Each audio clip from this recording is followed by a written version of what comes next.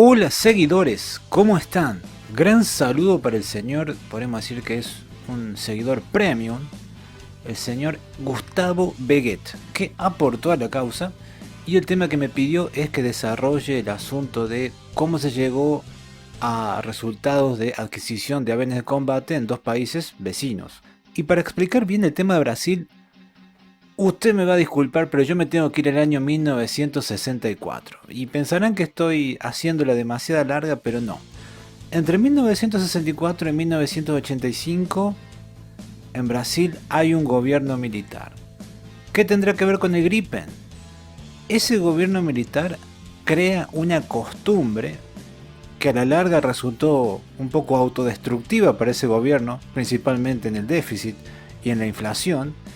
Crea la costumbre de esta cosa que siempre se nos ha propagandeado en nuestro país.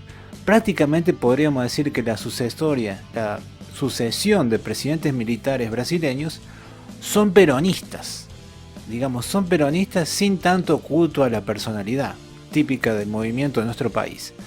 Pero tienen esta política de los altísimos aranceles, prácticamente la prohibición de facto, básicamente, de importar todo. Y es una doctrina que, si bien se relaja en la década del 90 con Collor de Mello y lo demás, también pega muy fuerte en las agrupaciones de izquierda.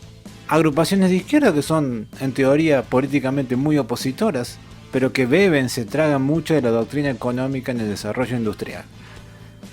Esas malas políticas de la industrialización forzada fueron tomadas por el PT. El Partido de los Trabajadores Brasileños es quien ha firmado los contratos más importantes de defensa en el país vecino. En el 2008 firmó por los submarinos y en el 2013 por el Gripen. Ambos involucran una generosísima, abundante transferencia tecnológica. ¿Con quién competía el Gripen? Competía principalmente contra el Rafale. También existían algunos competidores que se sabía que no tenían muchas chances, por ejemplo el MiG-29M2, el MiG-35 y el F-16, las últimas variantes. De todas maneras, quienes quedan, digamos, en la final por este contrato son el sueco y el Rafale. El Rafale de características un poco superiores al Gripen en cuanto a velocidad, alcance y sobre todo en capacidad de carga, pero aproximadamente un 25 o un 30% más caro. Y el tema de lo caro acá se pone fundamental, porque tengamos en cuenta que lo que pide Brasil es que el avión se ensamble en Embraer. Me parece un error de Brasil sacar a Embraer de los nichos que es, digamos, esta empresa completamente exitosa, o sea, la aviación civil, y el nicho que se ha metido y que no lo van a sacar nunca, que es el de los turbohélices de entrenamiento avanzado y combate. Son dos nichos del campo de aviación tremendamente exitosos. Ahora, cuando se metió en este programa, los resultados, como se ven, son escasos. Y esto no tiene nada que ver con el avión. El avión Gripen NG, o sea, la nueva generación de Gripen, es un diseño exitoso. Es un muy buen diseño. Digamos que es un caza de cuarta generación y media. No llega a ser quinta, pero dentro de la electrónica, la capacidad de armamento, es un avión fenomenal. El Partido de los Trabajadores, que repito, es un partido de izquierda que fue uno de los más acérrimos opositores a la dictadura militar en Brasil, pero que sigue al pie de la letra esta cosa de forzar la industrialización en aspectos que no conviene forzarla. Y el resultado de todo ello es que 2013 se firmó el contrato de los Gripen y 2025 solamente tenemos 12 Gripen, que han costado un precio promedio de entre 152 a 155 millones cada uno. Por supuesto que se ha creado una línea de producción en Embraer. ¿Existe una línea de producción después de tantos años en Embraer en Brasil? Sí, tiene capacidad de fabricar Gripen, eso es totalmente cierto. El problema es que no lo está fabricando. Ese es el problema. ¿Y por qué no lo fabrica? ¿Que acaso tienen problema con los Martin Baker, los asientos eyectables, la guerra de Malvinas, la separación de Texas? ¿Qué pasó? No, es un problema simplemente, puramente, vulgarmente económico. El avión resulta ser muy caro y con todos los presupuestos, con todos los programas de defensa que inició Brasil finales de la década del 2000, inicio del 2010, básicamente no hay dinero para alimentar esos procesos y todo se retrasa, todo, absolutamente todo se retrasa y algunos programas se han cancelado. Por ejemplo, digamos, ambicioso era la extensión de vida del San Pablo. El San Pablo está en el fondo del mar, básicamente no se extendió la vida operativa y con ello cayeron un montón de programas de la Armada, por ejemplo, la modernización de 12 A4Q, A4KU mejor dicho. Luego también la modernización de Turbo Tracker. Se iban a construir Turbo Tracker similares a lo que tenía Argentina para embarcarlos. Todo eso se derrumbó. Desafortunadamente Elbit no pudo terminar la modernización de los A4M brasileños. La gran pregunta aquí, estimado Gustavo, es: ¿acaso el Gripen NG brasileño es el mejor avión de combate de Sudamérica? En el momento actual, sí. ¿Alcanzan 12 aviones para defender a Brasil? No, de ninguna manera. En ese aspecto, luego de 12 años, el programa ha fracasado estrepitosamente y no hay ninguna otra manera de ponerlo. Vamos al tema argentino. Bueno, el F-16 MLU, digamos que viene de carambola. El programa que se inicia para reemplazar los Mirage, primero se inicia como reemplazo de los Mirage. Luego en 2015, cuando los Mirage salen de servicio, básicamente no reemplaza nada. Lo que tiene que hacer es ocupar un espacio completamente vacío que por la ineptitud, la corrupción, la falta de previsión de los políticos ha quedado un nicho enorme en nuestra defensa aérea y que hay que cubrir de manera, podríamos decir, casi desesperada. El kirchnerismo hace propaganda que va a cubrirlo con Pampa Serie 3, por supuesto sabemos que por más buenas características que el Pampa 3 tenga, no iba a cubrir ese espacio, no iba a cubrir esa tarea de manera correcta. Esta urgencia implica, mejor dicho, reafirma, estimado Gustavo, que el nuevo caza de combate argentino, el nuevo caza bombardero para estas pampas, no va a ser un proyecto principalmente industrial como el brasileño, sino simplemente se va a tomar como un proyecto de defensa, que creo que es, digamos, el enfoque más adecuado para nuestro país. Quiero recordarle acá algunas de las opciones que se barajaron. Por ejemplo, adquirir Mirage F1 de manera temporal. El Mirage F1 tenía algunas horas remanentes desde España, pero la tecnología que se le había incorporado no iba a ser satisfactoria más allá de 6 o 7 años. Luego tenemos el asunto del CAFIR, que sí tenía mejor tecnología, mejores radares, y había un pequeño lote de entre 12 y 14 que estuvieron disponibles para nuestro país entre el año 2011 hasta el año 2015-2016. De hecho, en 2013 se publicó en el boletín oficial, se publicó en el presupuesto aprobado. Recuerdo que Kicillof era ministro de Economía por esa fecha, aproximadamente un monto de 400 millones de dólares, que era más o menos el monto que se pedía desde Israel para 12-14 CAFIR con armamento y repuestos, mantenimiento aproximadamente por 5 o 6 años. Bueno, ese dinero se aprobó, el problema es que jamás se ejecutó, se gastó por supuesto en otra cosa, muy probablemente en corrupción. Otra opción que se barajó, el caza chino-pakistaní con motor ruso JF-17. Y fue interesante eso de JF-17 para ver lo monstruoso de las operaciones, las conspiraciones del kirchnerismo, la izquierda nacional y bueno, toda una serie de degenerados dementes que harían mucho mejor servicio al país dentro de una fosa común y no delirando frente a un micrófono. También fue interesante en otro aspecto. Pudimos saber finalmente cuánto costaba el JF-17, que no era ni 15 millones ni 25 millones como algún desinformador había colocado o editado en Wikipedia, había publicado en ese conocidísimo sitio web, sino que 12 aviones JF-17 con una paquete de repuestos bastante modestos y un armamento básico, bombas y misiles de corto alcance, implicaban la erogación por parte de nuestro país de 664 millones de dólares. Repito, motor ruso de MiG-29 con disponibilidad de repuestos bastante sensible o complicada o dudosa, iba a costar algo así como 47 o 48 millones de dólares. Por supuesto que esa opción no se ejecutó a pesar de las supuestas excelentes relaciones que tenemos con el país asiático.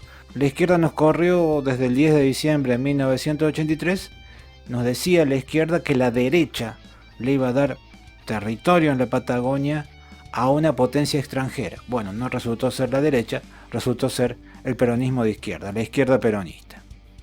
En 2016 empezó a surgir la opción, me parece, desde mi punto de vista una de las opciones más interesantes, del avión de combate relativamente liviano, podemos decir mediano, el avión coreano FA-50, que no es un entrenador avanzado, como dicen muchas fuentes, dicen de manera maliciosa, es un caza de ataque liviano, que tiene radar de interceptación, que tiene motor F404 con postcombustión y que puede superar la barrera de sonido supersónico Mach 1,5 o 1,6. Esos son aproximadamente 1650 km por hora. La capacidad de carga es similar, ligeramente superior a lo que sería un A4M Fighting Hawk, pero lo importante es que puede llevar armamento mucho más moderno. Es un interesante vector de armas de todo tipo para ataque al suelo, ataque a otras aeronaves y ataque marítimo. Como digo, el caza se empezó a hablar en 2016 y en 2017 surgió una opción interesante que era poder ensamblarlo en FADEA. Y acá hay que hacer una distinción bastante importante, Gustavo. No es fabricarlo en FADEA, sino simplemente ensamblarlo. O sea, que vinieran, como vino el primer F-16, en cajas y se armara en la línea de producción, en digamos, el establecimiento cordobés. De hecho, yo tengo las fotos, las publiqué en 2 o 3 ocasiones, de la comisión coreana que vino a Córdoba para examinar la línea de producción que se instalaría al costado de la línea de los Pampa. La conclusión de los coreanos era que sí, evidentemente necesitaban hacer algunas modificaciones y comprar alguna maquinaria menor, pero que se podía hacer. ¿Por qué no se llevó a cabo? Básicamente porque un señor muy miedoso, bastante cobarde, que se llama Mauricio Macri, no quiso gastar en esos aviones. Por supuesto, esto dio pie a muchas especulaciones, muchas conspiraciones, porque acá aviones tenemos poco, ahora conspiraciones nos sobran. Y luego también esas conspiraciones se vieron reforzadas, supuestamente reafirmadas, según la izquierda nacional, por un papel que publicó el ministro Agustín Rossi, que decía que un sistema de generación de oxígeno no estaba disponible para la exportación del CAI FA-50. Ese sistema de generación de oxígeno era fácilmente sustituible si el gobierno ponía el dinero adicional, y de hecho a la fecha del 2023 ya ese sistema no se utilizaba, se había reemplazado por un sistema de fabricación coreana. Personalmente creo que el FA-50 era la mejor opción para adquirir ciertos volúmenes de aviones, no solamente 12 o 24, sino al menos 36, 38. Sí podríamos haber tenido un interceptador más puro o más, digamos, de más altitud en la figura del Mirage 2000 modernizado. Los Mirage 2000 modernizados, podrían haber sido 14, 16, irían a la sexta brigada, vendrían con una modernización similar a lo que es el MLU actual y con soporte de Dassault, todo Dassault. De hecho, un paquete de 14 Mirage 2000 por un costo algo así como 350 millones de dólares más armamento y repuestos, fue ofertado por el presidente Macron en el G20 a Mauricio Macri en el año 2018. Eran 14 aviones, algo así como 350, 400 millones de dólares. No era súper barato, pero era bastante asequible para nuestro país. Y creo que la combinación FA-50 y Mirage 2000 hubiera sido definitivamente la mejor. Toda esa serie de oportunidades perdidas hay que destacar que no rompen el ánimo, no rompen la voluntad. Bloqueos internos que tenemos, bloqueos que han sido creados por los políticos argentinos, no rompen la voluntad de seguir trabajando de la gente de la Fuerza Aérea. Sigue buscando opciones y empieza a poner el ojo en los F-16, en los noruegos y en los dinamarqueses o los daneses. Bueno, los daneses son verdaderamente un gran hallazgo porque ya hay un cronograma de reemplazo de los mismos y se sabe que van a ser reemplazados por F-35. Los daneses tienen un programa que han publicado en su parlamento, o sea, ya han dado a conocer a la opinión pública, que van a ser reemplazados a partir del año 2024.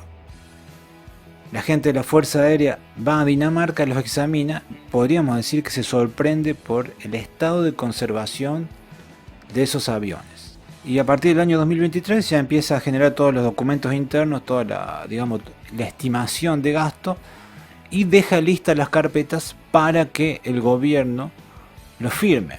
Bueno, el gobierno en esa época era Alberto Fernández. Alberto Fernández tiene una entrevista con la BBC en la cual afirma muy rotundamente, si no la han visto les facilito el link, que Argentina no necesita ningún avión de combate porque tiene otras prioridades. Es muy curioso, un presidente que se gastó 25 millones de dólares de contado, porque nadie le daba crédito, para comprar un avión presidencial. Vale la pena hacer un pequeño paréntesis acá y recordar brevemente que entre 2014 hasta 2024 tenemos un gran lobby de los sistemas rusos, principalmente dos, que son el MiG-29M2 y MiG-35. Pocas semanas atrás, los responsables del proyecto F-16 explicaron con lujo de detalles que el sistema bimotor era muy caro, de repuestos dudosos y de alto costo de la hora de vuelo, básicamente porque tiene dos motores y los repuestos que debido a la guerra de Ucrania se hacen muy complicados de obtener. Ellos lo explicaron de manera pública en 2025. Yo lo expliqué en el canal en el año 2018. 7 años antes predije absolutamente todo lo que iba a pasar. Por supuesto que la gente no quiso entenderlo en el 2018 y se dejó llevar sus pasiones, sus conspiraciones, sus preferencias principalmente políticas, pero lo cierto fue que Argentina, una vez más, eligió un avión monomotor. Una elección que, como usted puede observar, está marcada por un oportunismo de aprovechar unas células en muy buen estado a pesar de los años transcurridos. Por 14,5 millones por célula por cada aparato, no se iba a conseguir nada parecido. Es decir, no iba a haber nada con un motor de 12 toneladas de empuje, capacidad de carga de 8 toneladas y Mach 2. O sea, la opción del F-16, más allá de la desinformación, más allá que personalmente a mí no me gusta porque me parece que la hora de vuelo es un poco cara, evidentemente la Fuerza Aérea ha hecho lo que correspondía y se ha traído a casa, con el poco dinero disponible, el mejor aparato del mercado. Yo me voy despidiendo, por supuesto los invito a que sigan aportando para que tengamos más y mejores videos. Hasta luego.